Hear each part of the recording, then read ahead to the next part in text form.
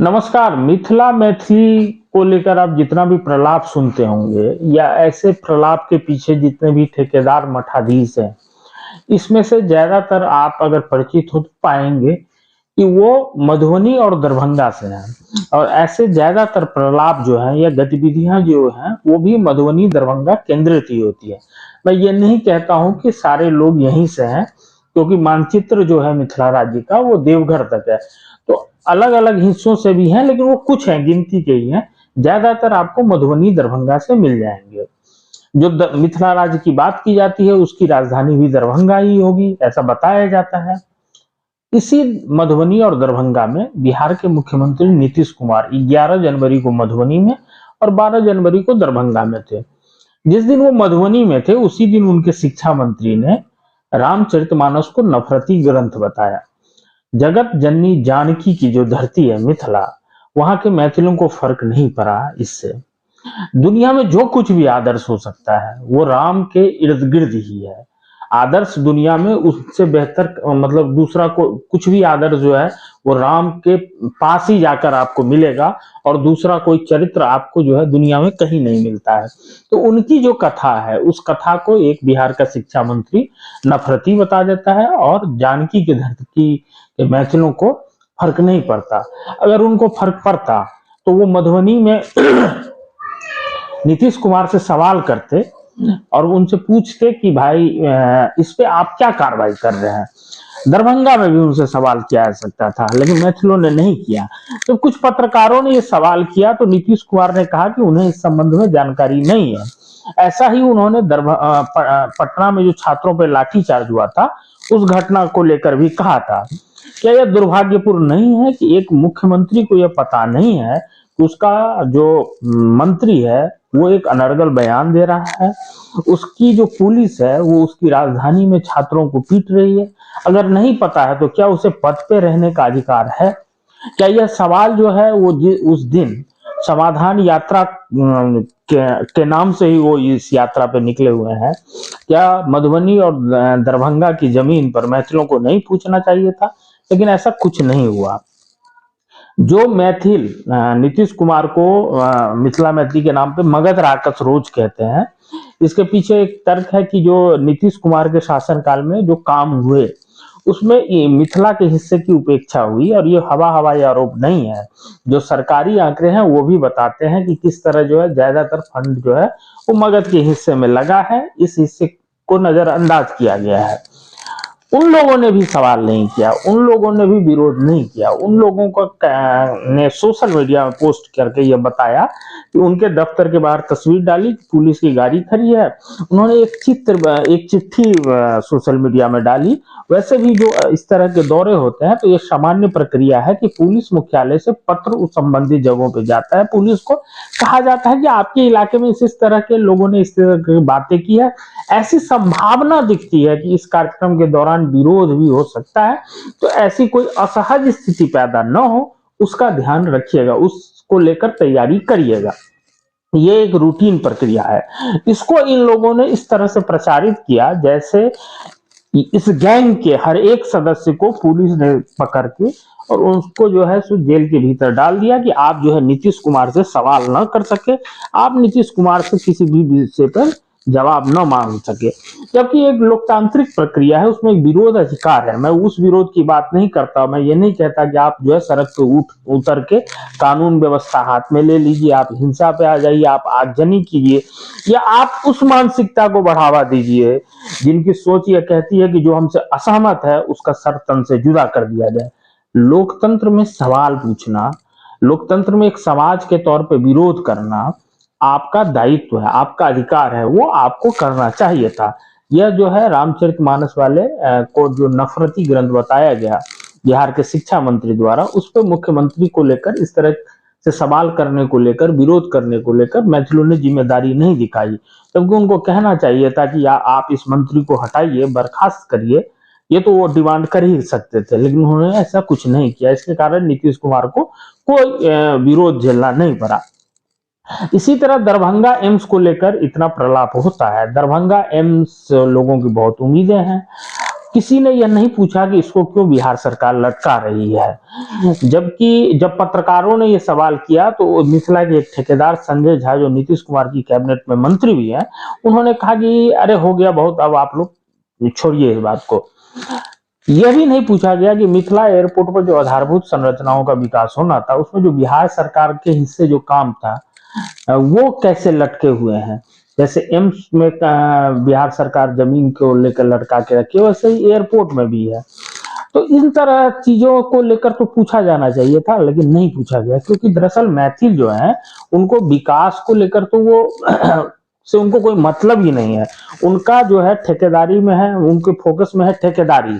एक वर्ग को मिथिला का ठेकेदार बनना है, दूसरे वर्ग को अपने हित के हिसाब से किसी को ठेकेदारी दे देनी है। नहीं तो क्या कारण था कि जो मिथिला हाट, अब मिथिला हाट भी बना है, नीतीश कुमार ने उद्घाटन किया मधुबनी में। तो जो मधुबनी, दरभंगा, झंझारपुर वगैरह जो है मधुबनी जिले में किया था, तो ये सब जो है आप अगर इन जगहों पे जाएंगे तो जो नर्क की जो कल्पना है वो आप यहाँ पे इन जगहों पे देखेंगे। आप जो है इनके मुख्य मार्ग से गुजर नहीं सकते, इतनी बुरी स्थिति है इन शहरों की। और वहां पे जो है मिथिला हाट एक बना, और उसको जो है सो कुछ लोगों ने वाह संजय बाबू किया, और दूसरे पक्ष ने जो है उस पर मूत्र विसर्जित कर दिया कुछ लोगों ने। उसका वीडियो भी वायरल हो रहा है। तो मैथिलों की यह आदत रही है कि विकास पे या जो उनकी संस्कृति है, जो कुछ भी उनसे जुड़ा हुआ है उनके अस्तित्व से, उस पर वो इसी तरह से मूत्र विसर्जित करते रहे हैं। अगर ये आदत नहीं रही होती तो कुछ दशक पीछे आप चले जाइए, तो इस देश में जो कुछ भी अच्छा था वो मिथिला के पास था। शिक्षा के केंद्र थे, उद्योग धंधों का जाल फैला हुआ था, उसको तबाह कर दिया गया। किसी ने चूं तक नहीं की, किसी मैथिल को फर्क नहीं पड़ा, उसे कोई फर्क नहीं पड़ा कि वो जो है उसके शिक्षा के केंद्र तबाह हो गए। उसने वो जमीन बेच के अपने बच्चों को दूसरे हिस्सों में पढ़ने के लिए, कोचिंग करने के लिए कोटा जैसे शहरों में भेजने लगा। वो गौरवान्वित इन सब चीजों में महसूस करने लगा।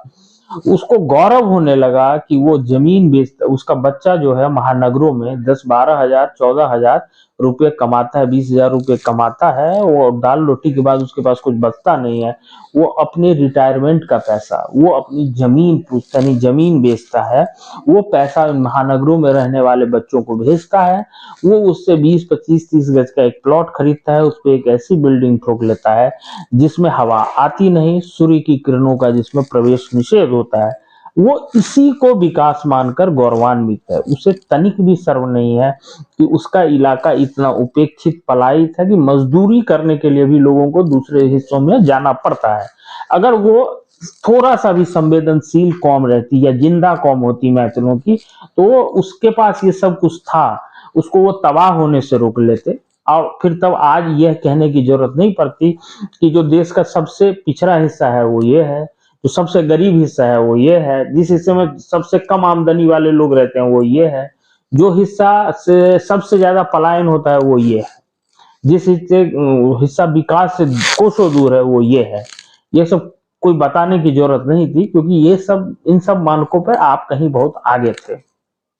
लेकिन मैथिलों को इन सब से फर्क नहीं पड़ा। इसके कारण क्या हुई कि तुलसी जो चौरा थे वो घर घर से उजड़ गए, और हमारे दरवाजे पे चर्च और मस्जिद उग गए। हमारे खेत जमीन खरीद के घुसपैठिए बसने लगे। और सरकारों को क्यों फर्क पड़े इनसे, खासकर उन राजनीतिक दलों का जिनकी राजनीति ही तुष्टीकरण के इर्द गिर्द सिमटी हुई है। उनके लिए तो बहुत बेहतर है ना कि ऐसे ही ताकतें वहां उस इलाके पर काबिज हो जाएं, जिनसे उनकी राजनीति और आसान हो जाएगी, उनके लिए कोई विरोध ही नहीं बचेगा। तो मैथिलों को ये सोचना चाहिए, अपने भीतर झांक कर देखना चाहिए कि क्या कोई संभावना बची है उनके अंदर कि वो जीवित होकर खड़े हो सकते हैं, एक समाज के तौर पर विरोध कर सकते हैं। क्योंकि वो सिर्फ प्रवासियों के पर ही इनकी जिम्मेदारी नहीं दे सकते हैं। जैसे आप देखते होंगे कि जो विद्यापति समारोह का या अन्य जो आयोजन के मंच होते हैं, वहां से प्रवासियों को एक जिम्मेदारी दी जाती है कि आप अपने बच्चों के साथ घर में संवाद करिए मैथिली में। बुरी बात नहीं है, तो इससे आपकी भाषा बचेगी। यह भी आरोप लगाया जाता है कि सरकारें उपेक्षा करती है मैथिली की। लेकिन अभी मधुबनी और दरभंगा में ही नगर परिषद, नगर पंचायत के सदस्यों ने शपथ लिया है। उसमें एक आध ने मैथिली में शपथ ली है, उससे ज्यादा लोगों ने उर्दू में ली है, और बहुतेरों ने हिंदी में लिया। मैं कोई हिंदी का विरोधी नहीं हूँ, और मैं उस विवाद में भी नहीं जाना चाहता हूं कि कैसे मैथिली की उपेक्षा करके एक मैथिल ठेकेदार ने कांग्रेस का मुख्यमंत्री होते हुए कैसे उर्दू को प्रमोट कर दिया था। मैं उस विवाद में भी नहीं जा, मैं ये कहना चाह रहा हूं कि क्या भाषा का जो आपकी उपेक्षा का आप रोना रोते हैं, क्या जो भाषा को बचाने की जिम्मेदारी प्रवासियों पर दे रहे हैं, क्या आप उन जनप्रतिनिधियों पे नहीं दे सकते हैं जो मैथिल भाषी क्षेत्र से चुने जाते हैं, जो मैथिल भाषित हैं, जिन्हें मैथिल भाषित लोगों ने चुना है, जिनको मैथिली भाषित इलाकों में काम कर रहे हैं, वो क्यों नहीं शपथ जो है सो मैथिली में ले, वो क्यों नहीं सदन में संवाद मैथिली में करें।